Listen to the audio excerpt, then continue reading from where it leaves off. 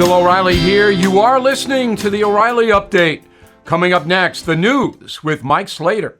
Thank you, Bill. It is Wednesday, August 30th, 2023. Here's what's happening today in America. Hurricane hits Florida. Uzbeks in Mexico. TV crew robbed. And Eminem is now a super lame old guy. It's all coming up. Then Bill will be here with your message of the day. But first, everyone's talking about the storm surge. Of course, first thing people think about with a hurricane is the wind, and that's bad. But the storm surge, water flowing in from the ocean, that is the cause of half of all hurricane-related deaths. Hurricane Katrina in 2005, storm surge was as high as 28 feet above normal tide levels. Hurricane Ian, 2022, is 18 feet. They're expecting 12 feet of storm surge for this hurricane. Governor DeSantis is warning people inland Florida to be careful of flooding as well. Water overwhelming the sewage system and roads. Some places expecting up to 12 inches of rain. They've deployed 250 Starlink internet devices across the state to help with cell service, and 40,000 linemen are ready to restore power as soon as possible. The FBI is interviewing over a dozen nationals from Uzbekistan after they came to the United States seeking asylum at the Mexico border. These illegal immigrants, traveled to America with the help of a smuggler with ties to ISIS. Super. A classified intelligence report was reportedly given to Joe Biden's top cabinet officials showing how the, quote, U.S. is deeply vulnerable to the possibility that terrorists could sneak across the southern border. Uzbekistan, by the way, is 8,000 miles away from the United States. A Chicago television news crew was covering a string of robberies when they were robbed at gunpoint by three men in masks.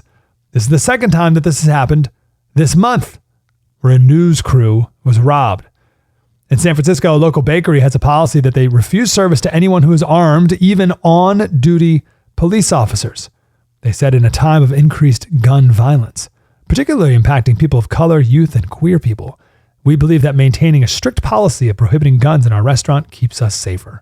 How does that keep anyone safe? If there were two bakeries, one full of police officers and the other's not, which one would someone try to rob? The youngest person ever to run for president, Vivek Ramaswamy, he's 38. Sometimes he'll rap an Eminem song while he's on the campaign trail. Eminem, who's now 50 years old, is telling Vivek to stop. Eminem, by the way, in 2004 released an anti-George Bush song, Mosh, criticizing Bush and his support of the Iraq War. And here he is speaking out against one of the most anti-war candidates in the race. When did Eminem get so lame? Bill O'Reilly has your message of the day. Next. Enjoy cleaner, safer, and more private internet daily. Be more cyber zen. For a limited time only, get our special offer at NordVPN.com. With a few simple clicks, NordVPN will block online trackers and hide your virtual location. It will secure your devices from malware-infected downloads and block access to malicious websites. Enjoy internet without trackers.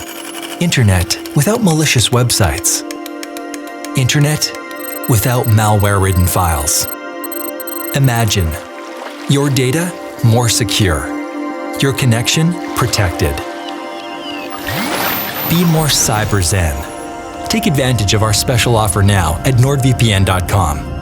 NordVPN, cybersecurity built for every day. Time now for the O'Reilly Update message of the day. On this Wednesday, there's a reason that Vice President Kamala Harris polls so poorly, and that is Americans do not trust her intellect. Her appointment to find the root causes of illegal immigration has become a national joke.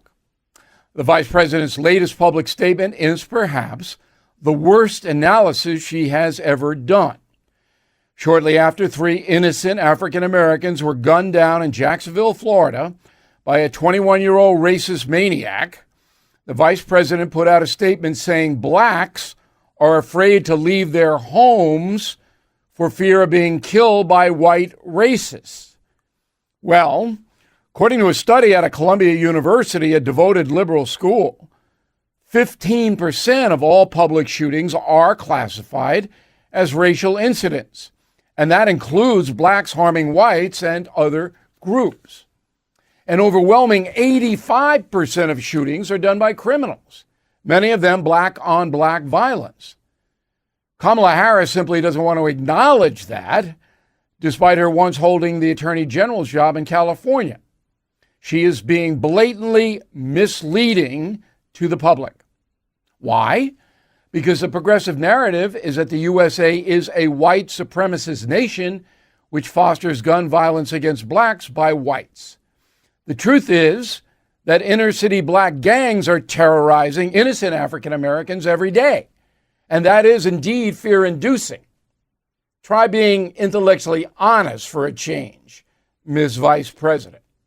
I'm Bill O'Reilly. I approve the message by writing it. You can reach me, Bill@BillO'Reilly.com, Bill@BillO'Reilly.com, name and town if you wish to opine.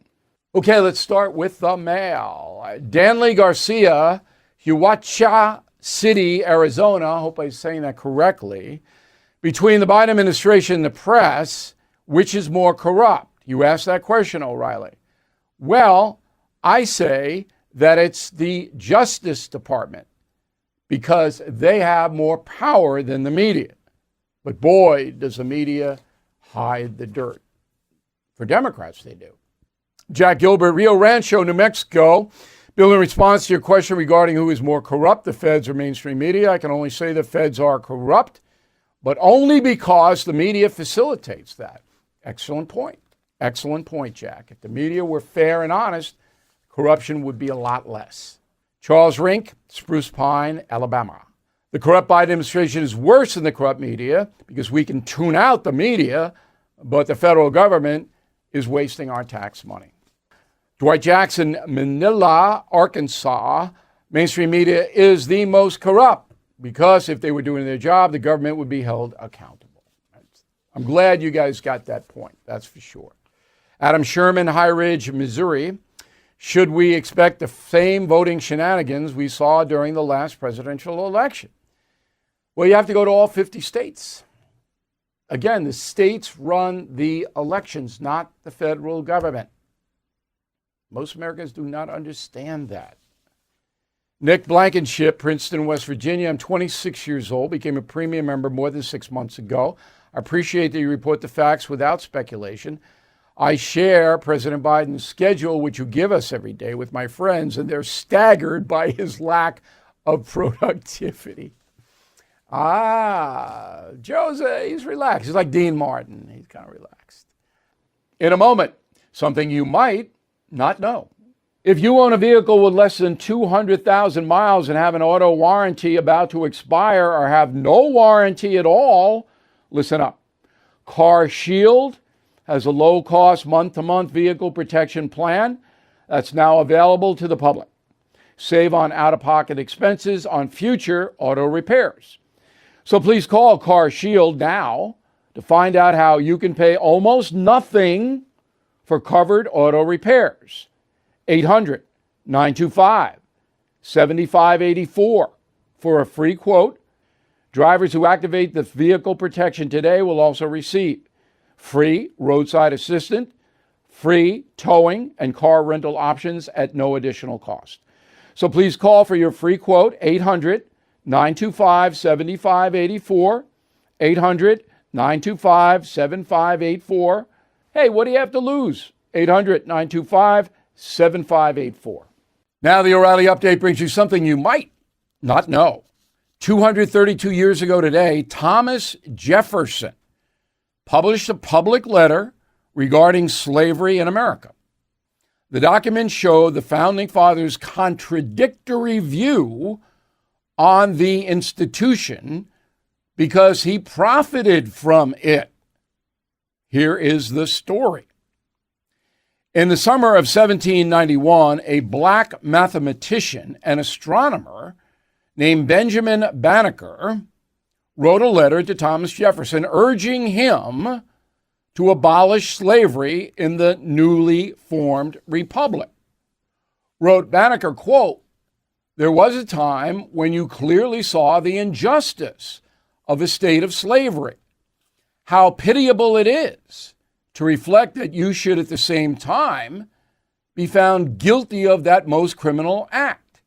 which you professedly detested in others with respect to yourself, unquote. Thomas Jefferson did respond 11 days later. His letter was cordial and complimentary, but he refused to acknowledge his role in perpetuating the enslavement of 4 million black Americans. Wrote Jefferson, "Nobody wishes more than I do to see such proofs as you exhibit that nature has given to our black brethren talents equal to those of the other colors of men," unquote. Jefferson essentially dodged Banneker's point. He wrote the line, "All men are created equal," in the Declaration of Independence. Yet Jefferson owned more than 600 human beings.